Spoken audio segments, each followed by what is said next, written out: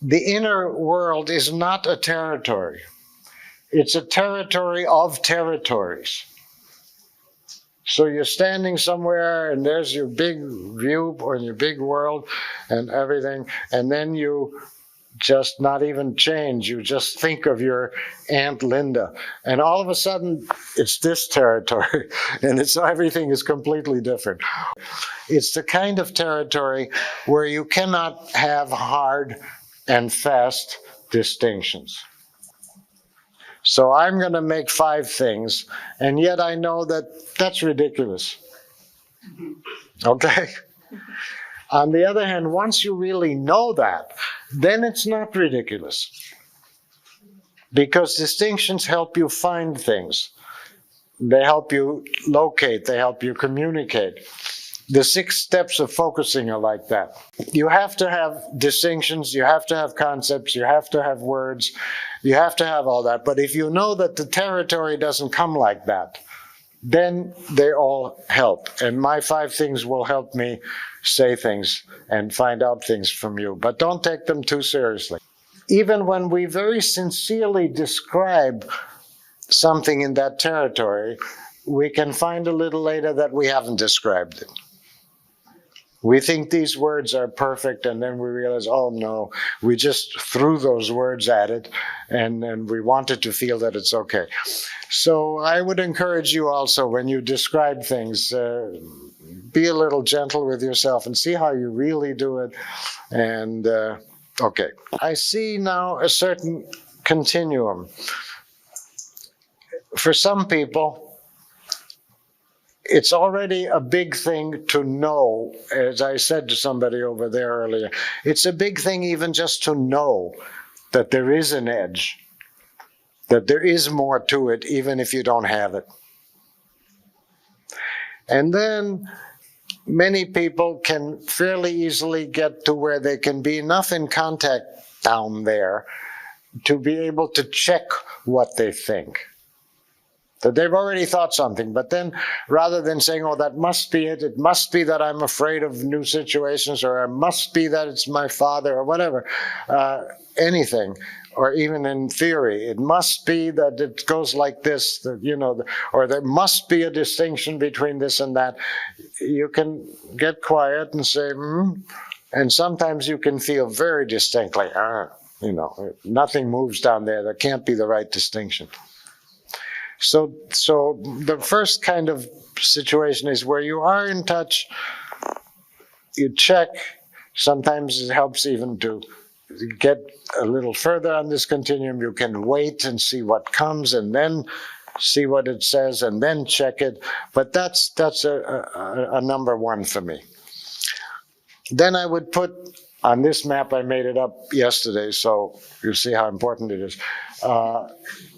I put for second the fellow who said to me, it took me a couple of months to realize, finally to find a felt sense. I couldn't find it for months.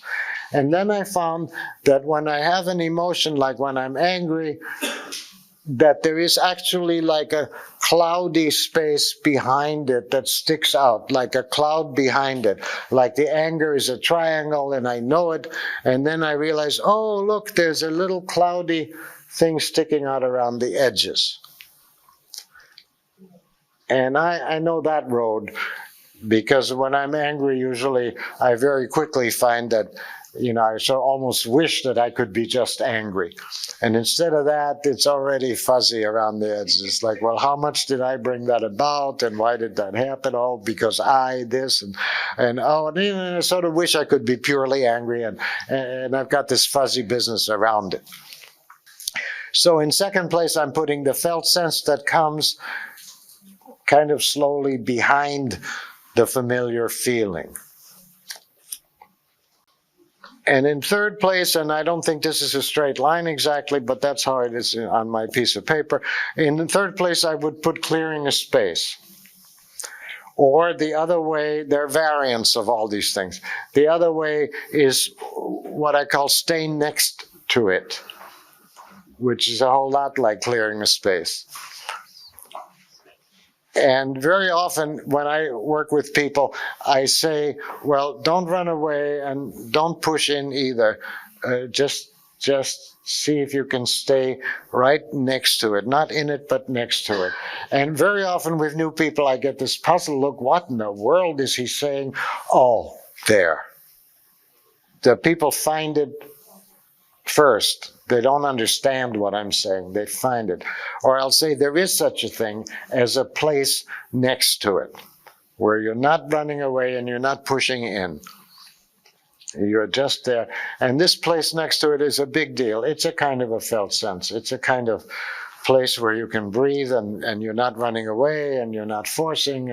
And anyhow, it's a big thing. Very similar is clearing a space, only there you do many different problems, whereas standing next to is one thing, one thing. And then there is Anne Weiser in the same place here, who doesn't like clearing a space. And what she does, the way I understand it, is that when a person has a feeling, a big feeling that bothers them, then she will listen to that, and then she will say, how do you feel about having that feeling?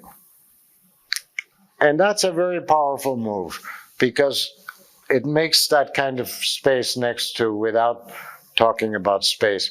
It's like, oh, when I find not only I feel this way, but oh yeah, right, I feel this way about feeling this way, then I'm already in a space. I'm not in this one and I'm not in that one. And very often then more comes there. So I put that third. And then in fourth place, I would put, because I put it in fourth place because for me it's an advance of some kind to get clear here. I very often, when I focus, especially in difficult times, when I focus, I work with what's there and I say, oh yeah, there's that, and oh yeah, there's that, and oh yeah, there's that, and what is with that, and what is that, and maybe 5 or 10 minutes I'm doing that. And I'm even trying to remember what I found last time that made me feel better, and if I don't remember, I have little scrappy notes somewhere, but I probably don't remember where I put them, and like that. And then I may arrive sort of somewhere and say, oh yeah, this is really forward for me right now, or something like that.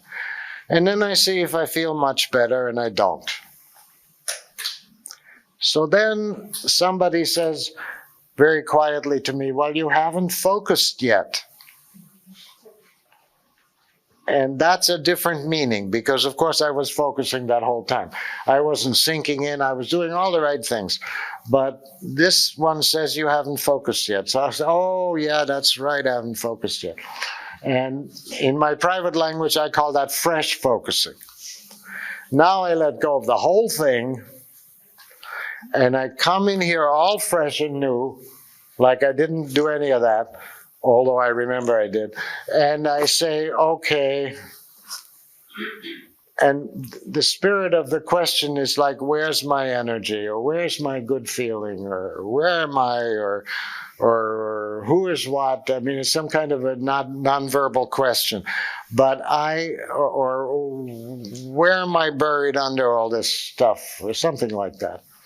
Because if I'm full of energy and ready to live and look at the sun in the trees, then I don't have to do this, right? Then I either stay with that or I go work. But when it comes like this, oh, you haven't focused yet, I realize that I haven't focused yet. So another private word I have for that is, I call it standing in front of the gray wall. Because it feels like that to me. It feels like I'm so smart and I know so many things about myself, and I could write all kinds of interesting books about me. And here they stand me up against this gray wall and I'm staring at nothing. And so that's what I do. I then just radically break off all this stuff, this detail and all that, and I just say, where are you now? Where's your energy? Where are you buried? How come you ain't, And it doesn't take very long, usually. And